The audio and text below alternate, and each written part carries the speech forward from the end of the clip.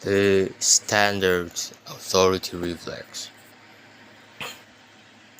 Taylor's table of the characteristics of these matrices and patches periods is as follows. Matrix: permissive towards sex, freedom for women, women have high status, chastity, chastity not valued, egalitarian, progressive, no distrust of research, spontaneous, sex differences minimized, fear of incest, hedonic, mother goddess. The patriarch: restrictive toward sex, limitation of freedom for women, women have low status, chastity highly valued, authoritarian, conservatives, distrust of research, inhibitions, sex differences maximized, fear of homosexuality, ascetic, father god. Whether or not societies wobble between these extremes, as Taylor claims, individuals certainly do. These are merely the consequences of A. Having the heaviest imprint on the oral matrix biosurvival circuits, or B. Having the heaviest imprint on the anal matrix territorial circuits. In pre-ethological terms, the emotional territorial circuit is what we usually call ego. Ego is simply the mammalian recognition of one's status in the pack. It is a role, as sociologists say, a single brain circuit which mistakes itself for the whole self, the entire brain-mind apparatus. The egotist behaves like a 2-year-old in the common saying because ego is imprint of the toddling and toilet training stage. The question on how human and animal is, especially a pet dog or cat, never ceases to divide scientists from laypersons and one scientist from another. In terms of the present theory, the differences between domesticated primates, humans, and the other domesticated animals are virtually nil, as long as we are talking only about the first two circuits. Since most people spend most of their times on these primitive circuits, the differences are often much less obvious than the similarities. Real differences begin to appear when the third semantic circuit enters the picture. Most mammals mark their territories with excretions. Domesticated primates marks their territories with ink excretions on paper. For instance, novice dog trainers always make the mistake of using too many words because the dog is so human. So many ways, canines like primates are great mimics. The novice imputes too much humanity to them. The average dog has a vocabulary around 150 words, and within that semantic universe is quite bright. It is very easy to teach a dog the meaning of sit, stay, attack, etc., and the dog will learn meaning of walk and food, even without you trying to teach him. The problem begins when the novice expects the dog to understand something like, no, no, Fritz, anywhere else is the bedroom, but not on the bed.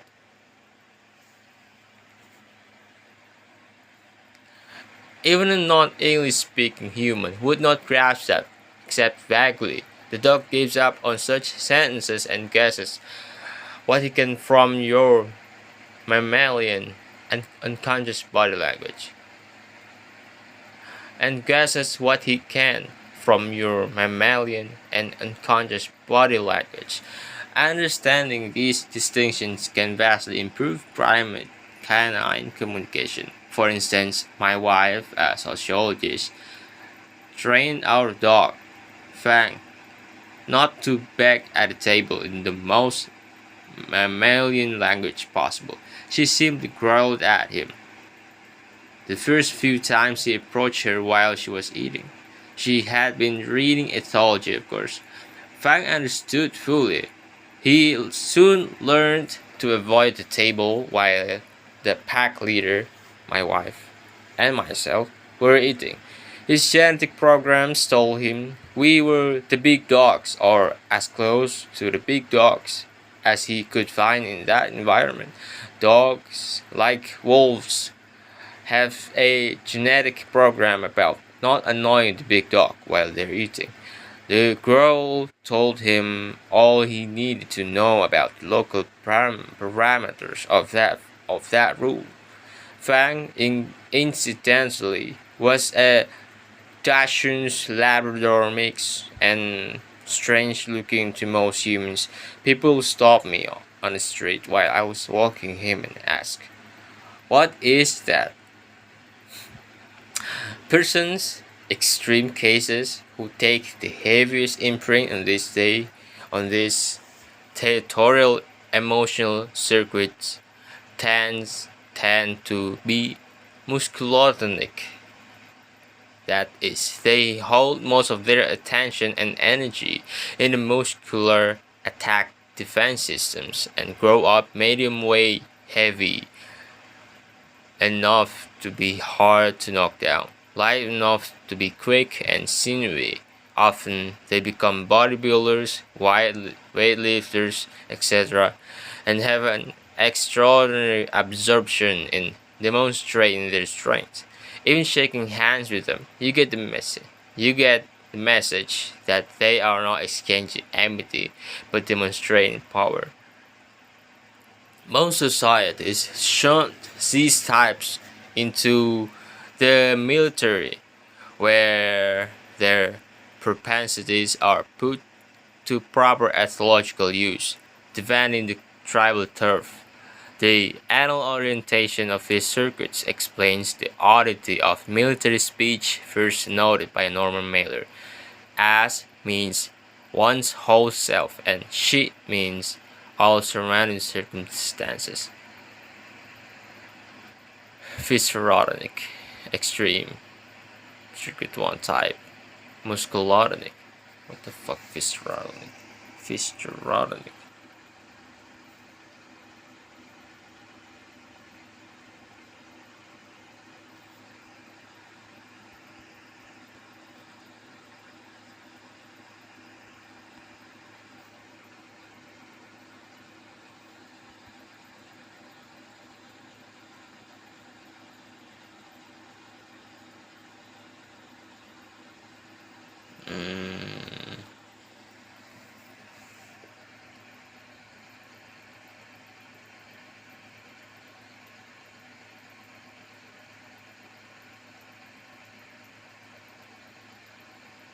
Picking order. Picking order. The second, the second emotional territorial circuits creates a two-dimensional social space in conjunction with first circuit's advanced retreat. Aerohostile strengths, friendly strength. Aerohostile weakness, friendly weakness. The grid of circuits 1 and 2 creates 4 quadrants. Note that hostile strains, the tyrant, is inclined to apparent withdrawal. He must govern, but he is also afraid. The careers of Hitler's, Stalin's, Horst Hughes, etc., and the inaccessible castle and court in Kafka's allegories. Note also that the dependent neurotic is not in retreat at all. He or she advances upon you, demanding fulfillment of emotional needs. Imprint. These four quadrants have been known since the dawn of self-consciousness. For instance, in the terminology of medieval psychology of humors, these four imprint types are known as bilious humor, sanguinary humor, choleric humor, phlegmatic humor.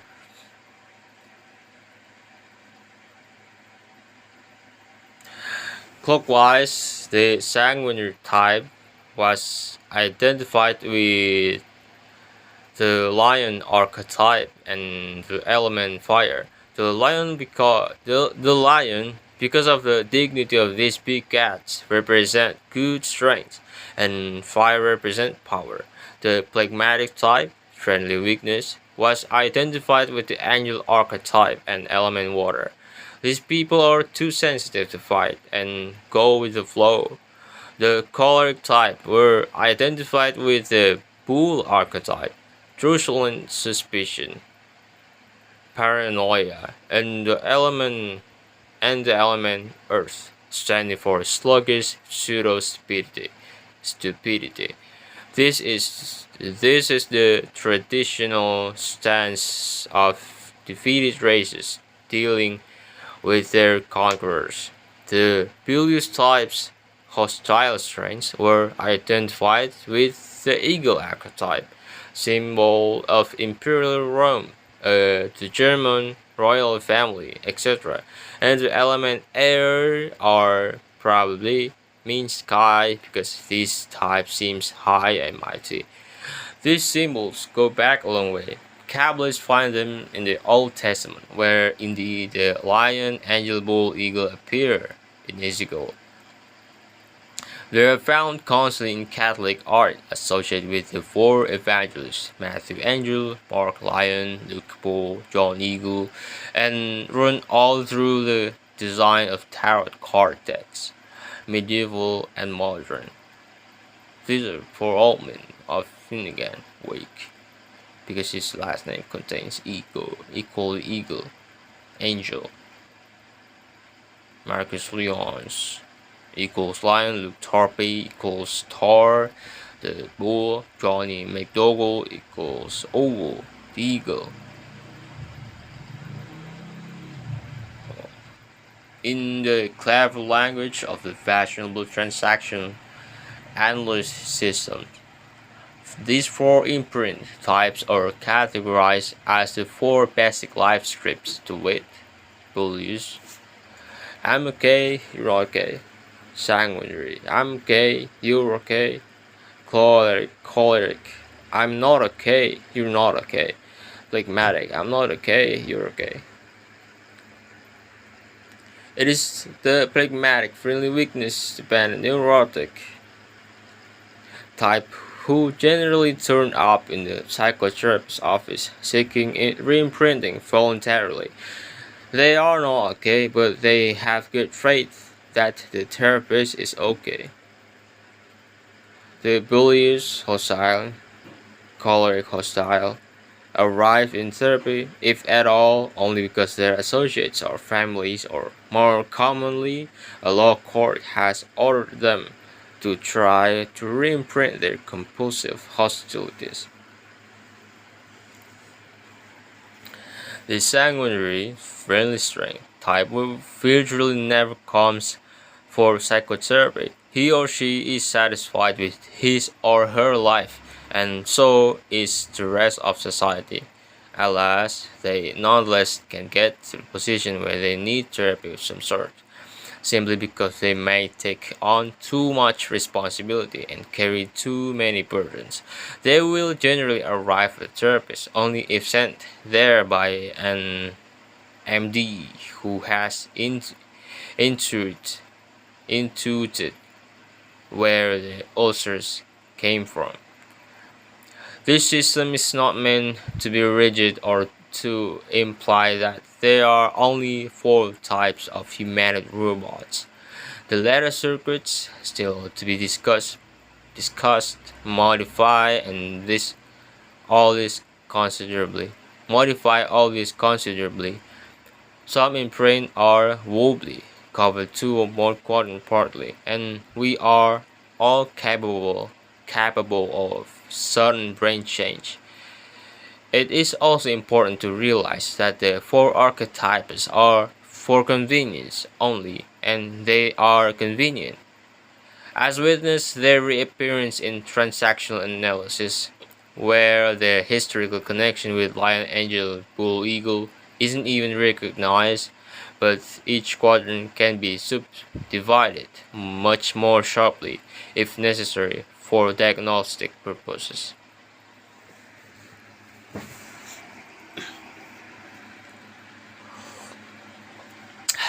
For instance, the most widely used psychological test in this country, the Leary Interpersonal Trait 1957, divides the four quadrants into 16 subquadrants and allow one to grade each in terms of moderate to excessive tendency to behave that way. In a grid of which the lyric categories are drawn, the moderate imprints are in towards center and the excessive or extreme cases are outwards the perimeter.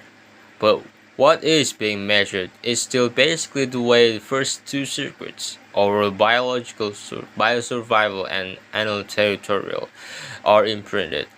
To clarify this a bit further, imagine that four babies were all born at the same instant in John G. Boscovich Memorial Hospital, any town, planet Earth.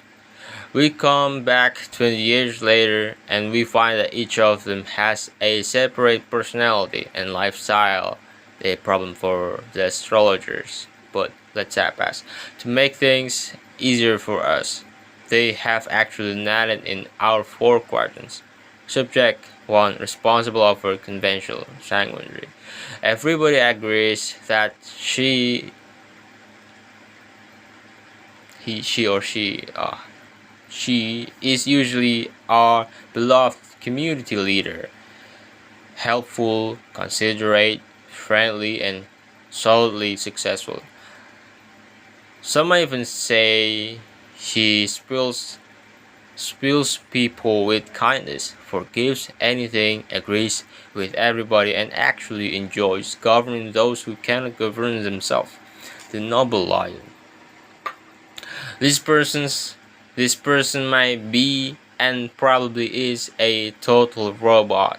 That is if she can never gives orders in a strict way, is never able to help others, is never ego-centered, etc.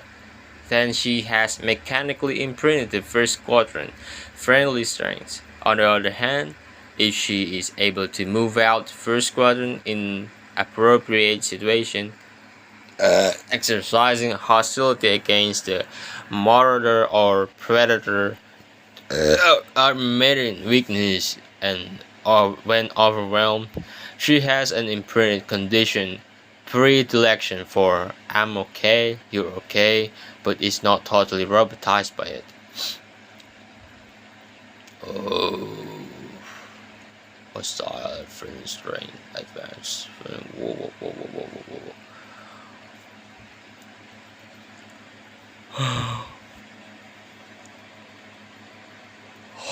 Self-effacing messages, desire dependent, coop over conventional, responsible, hyper normal, managerial, autocratic, competitive narcissist, aggressive, sadistic, rebellious, distrustful, leaders interpersonal grit, Lion, Libra, Taurus, Cancer.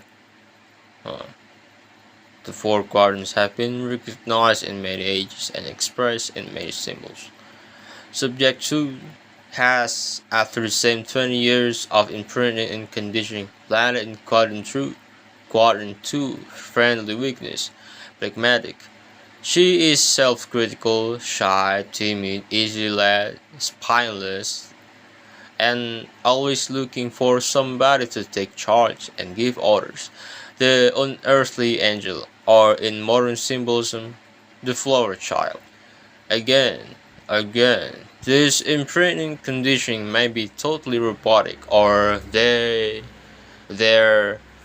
may may be enough flexibility for a person to jump to another quadrant when necessary. Subject 3 had landed with total robothood or with some small flexibility.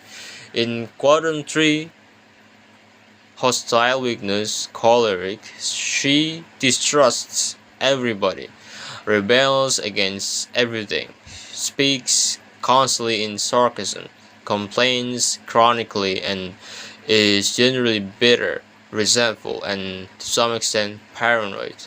The Solon Bull subject 4 has landed in quadrant 4, hostile strain, bullious, and bilious, and is regarded as bossy, cold, unveiling, dictatorial, self-important, boastful, etc. But still in the judgment of most, a good leader, the imperial eagle. The irony and the tragedy of human life is that none of these subjects are aware at all of their robotry, which will explain to you at great lengths and with great conviction why each of these robotic, endlessly repeated reflexes are caused by the situations around them, yea, by the bad behavior of other people. What the thinker thinks, the prover proves. Thus, if you put these four primates on a desert island, you can predict with virtually as much certainty as a chemist telling us what will happen in four elements are compounded. That subject 1 and 4 friendly strength, hostile strengths, will both try to take over, to help one to help the others, 4 because she can't imagine anybody else in control. One will submit to 4 because one wants things to run smoothly for the good of all, and they never will run smoothly if 4 is not top dog. 2 friendly weakness will not care where 1 or 4 rules, just so long as somebody else is making decisions, and 3 will complain and complain and complain no matter who is in charge, while skillfully avoiding any action that would require taking personal responsibility. The same political decisions would be made by 4 chimpanzees or 4 dogs if they have the 4 imprint quadrant equally divided as in our hypothetical example. Social biologists who are very aware of these 4 quadrants in both human and animal societies claim that each organism is born with a genetic predisposition to play one of these roles. Critics of sociobiology who are dogmatic liberals denounce this idea as monstrous. We will not attempt to decide that difficult questions here, since any attempt to decide what aspects of behavior are genetic and what are learned after birth always descend into ideological metaphysics in the prevailing absence of real data. We say merely that, whether or not you or I were born with a predisposition for one quadrant, all organisms are born with a predisposition for imprint vulnerability, and the imprint, once set in neural circuitry, acts as robotically as any genetic hardwiring. How imprints can be changed will be discussed as we proceed. The exercises in each chapter are intended to make imprint a little less rigid, a little more flexible. The top 2 quadrants of the leader grid, friendly strength and hostile strength, correspond roughly to what Nietzsche called Herren moral, the ethic of ruling classes. Indeed, hostile strength is the embodiment of Nietzsche's blunt beast, the primitive conqueror pirate type we find at the dawn of every civilization. This is what Nietzsche also called the animal, or unsublimated form of the willpower.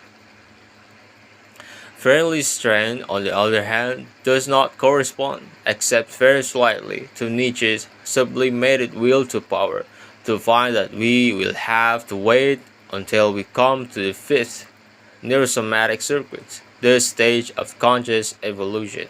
The bottom two quadrants, friendly weakness and hostile weakness, correspond to Nietzsche's Splav moral, to ethic of slaves, serfs, and lower caste or lower class person everywhere. Nietzsche's concept of resentment, the hidden revenge motive within altruistic philosophies, claim there is an element of hostility within even friendly weakness side of the great in conventional Christian ethics as typified by the image of gentle Jesus, meek and mild. This paradox, the friendly weakling is a hostile weakling in disguise. The flower child, a potential Mansonized robot killer, reappears in modern clinical parlance as the concept of passive aggressive. Occultists, in their strange jargon, describe these types as psychic vampires. This is why Nietzsche claimed that St. Paul had destroyed the evangel, good news of Jesus, and replaced it with a disangel, bad news. The evangel of Jesus, as Nietzsche saw it, was the sublimated will to power, the path of conscious evolution to superior humanity. The disangel, the bad news, created by St. Paul, was the traditional sclave moral. Slaves, obey your masters, but nourish your resentment with the foreign belief that you are good and they are evil, and you will eventually have the pleasure of watching them burn in hell forever. In Nietzsche's analysis of Marx, added to this was the idea of burning and punishing the master class here and now instead of waiting for God to attend to the master post-mortem. The same analysis appeared in E. Cummings' unforgettable couplet on the communist intelligentsia of the 1930s. Every comrade is a little bit of concentrated hate. It is interesting, in this connection, that Nietzsche dropped psychological language from his books as he went along and replaced it with psychosocial psycho sociological language. For instance, in his later works, such as the Antichrist, the resentment within slave morality, conventional Christianity is diagnosed as a psychological reaction characteristics of certain physical types. Nietzsche was on the right track, but like in neurology, he looked for the physical basis of these processes in genetic alone. Brain theory suggests, on the contrary, that such psychological bottom dog reflexes are created by specific trigger at early moments of imprint vulnerability, but they are nonetheless all over the body at once, and hence sociological.